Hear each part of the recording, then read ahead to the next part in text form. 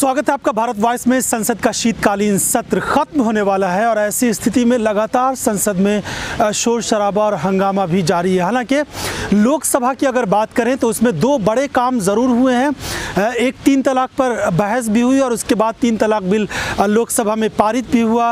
Rafale मामले पर जो लगातार विपक्ष आरोप लगा रहा है कि इसमें गड़बड़ी हुई है, उस पर भी संसद के अंदर बहस हुई है।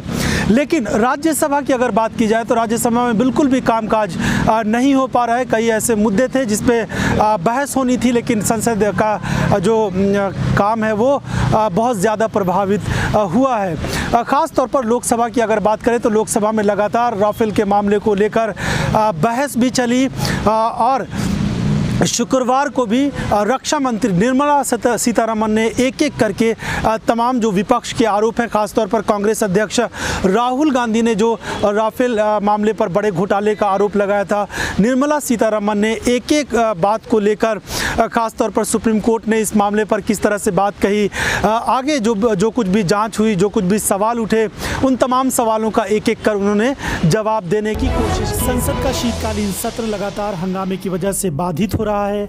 लोकसभा में जहां राफेल पर बहस जारी है, वहीं राज्यसभा में 3 तलाक विधेयक पेश होना है। लोकसभा के एजेंडे में राफेल पर बहस ही है।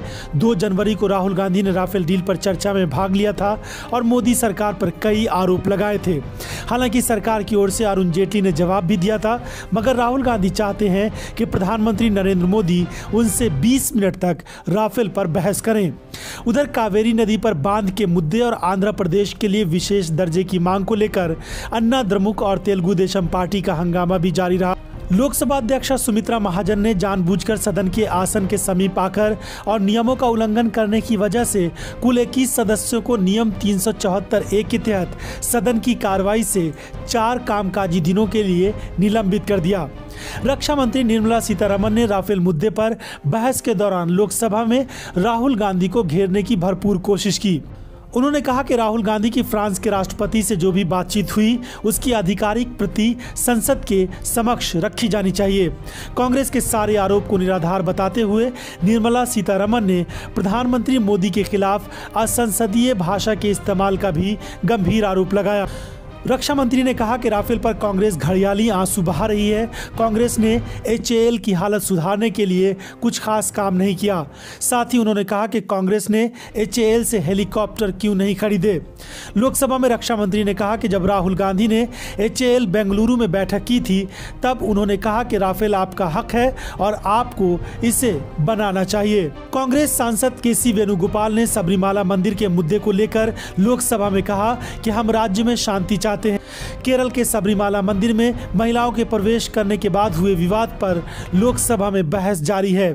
तो कई ऐसे मुद्दे हैं जिसको लेकर लोकसभा में बहस का सिलसिला जारी है।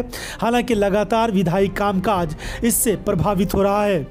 राफेल पर कांग्रेस की ओर से राहुल गांधी ने ही कमान संभाली हुई है और प्रधानमंत्री पर वो जमकर लगातार निशाना साध रहे हैं। हालांकि ये जो तमाम बहस हो रही है, चाहे वो राफेल का विवाद हो या फिर बहुत सारे और भी मुद्दे को विपक्षी पार्टियां उठा रही हैं संसद के अंदर, प्रधानमंत्री नरेंद्र मोदी इन सब बहसों में ज़्यादातर हाजिर नहीं है। लेकिन इन सब के बावजूद विपक्षी पार्टियों का ये आरोप है कि सरकार गंभीरता से नहीं ले रही है राफेल के मुद्दे को।